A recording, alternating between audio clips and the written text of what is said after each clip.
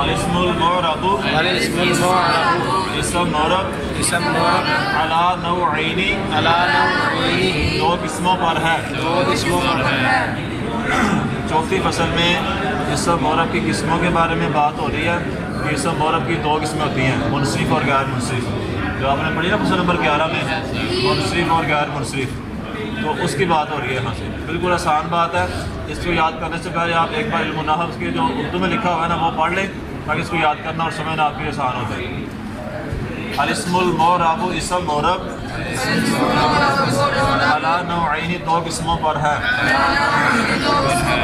منصرف ان میں سے ایک منصرف ہے، وہو اور وہ ما وہ ہوتا ہے لیس فیہ کہ نہ ہو اس میں سببانی دو سبب او واحد یا ایک ایسا سبب یقوم مقامہما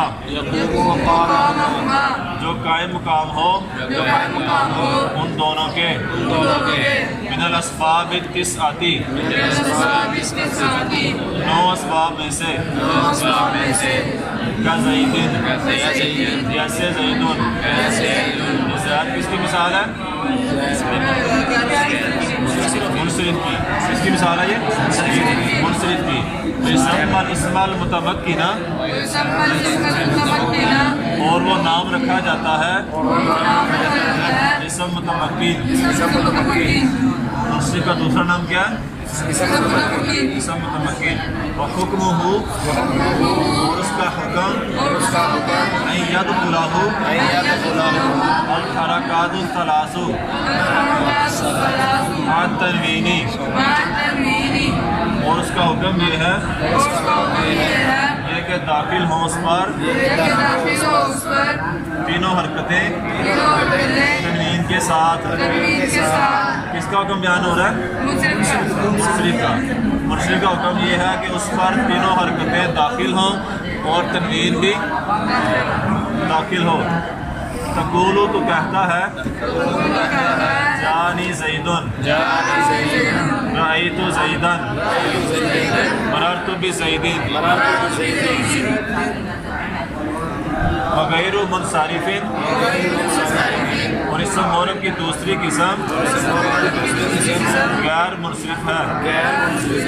وہو اور وہ ما وہ ہوتی ہے فیہ جس میں سببانی دو سبب ہوں او واحد ایک ایسا سبب ہو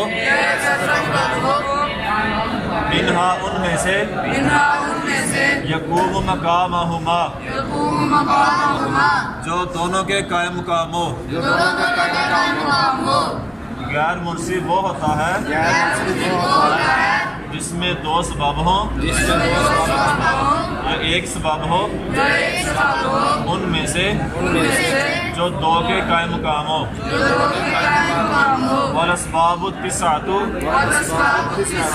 اور 9 اسباب ہی العدل وہ عدل ہے، والوصف اور وصف ہے، التعنیث اور مؤنث ہونا ہے، والمعرفۃ والعجمۃ والجمع والترکیب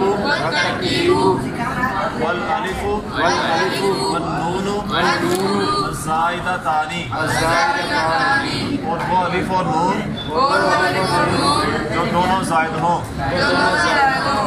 وزن الفعل اور وزن فعل. حکمہ اور اس غیر منصرف کا حکم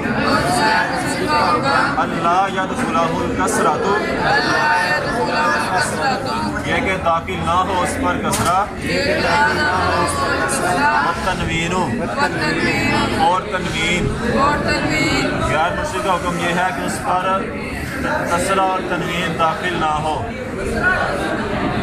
ویکون اور وہ ہوتا ہے فی موضع الجر جر کی جگہ میں مفتوحا ابدا ہمیشہ مفتوح.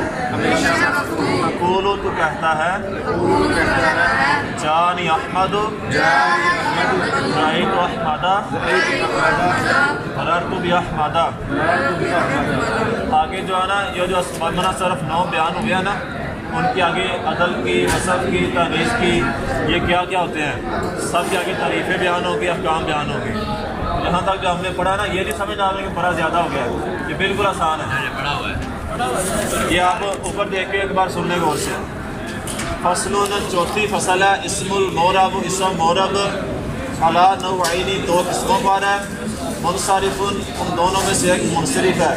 वहुवा मा लैसा फीही सबाबानी औ वाहिदुन यकूमु मकामहुमा मिनल अस्बाब तिसाती। ये तारीफ आपने ज़ुबानी याद करनी है मुनसरिफ की।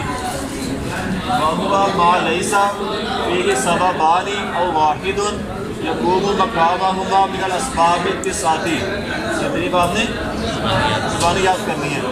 मुनसरिफ वो होता है जिसमें 2 सबब ना हो, या एक ऐसा सबब ना हो जो 2 सबबों के कायम मकाम हो 9 सबब में से।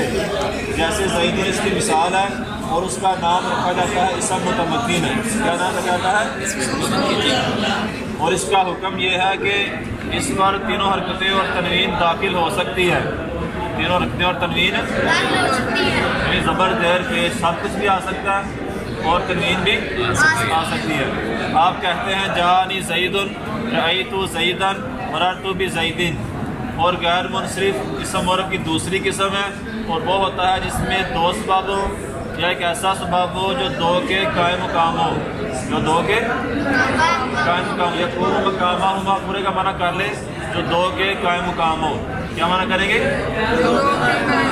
और असबाब तिसा, 9 असबाब हियल अदलु वल वस्फ़ु वत तानीस वल मारिफतु वल उजमतु वल जमु वत तरकीबु वल अलिफ़ु वन नून ज़ाइदतानी। और वो अलिफ नून जो ज़ायद हों, यानी जो बयान होने 9 असबाब, उनमें जो एक सबब है अलिफ और नून का। अलिफ और नून कौन से? जो ज़ायद हों, उस कलमे का हिस्सा ना हो, ज़ायद हों। और वज़ने पे और इस गैर मुनसरिफ का हुक्म ये है कि इस पर कसरा और तनवीन दाखिल ना हो, और वो हो, यानी गैर मुनसरिफ। जर की जगह में हमेशा मफ्तूह, यानी जर की जगह मतलब क्या है कि गैर मुनसरिफ कोई लफ्ज़ आ गया, महलन मजरूर है, उस जगह पर आने की वजह से वो मजरूर है, लेकिन जरा जर वाली जगह में भी उस पर हमेशा क्या आएगा? फतह आएगा, यानी वो हमेशा आपको फतह नज़र आएगा।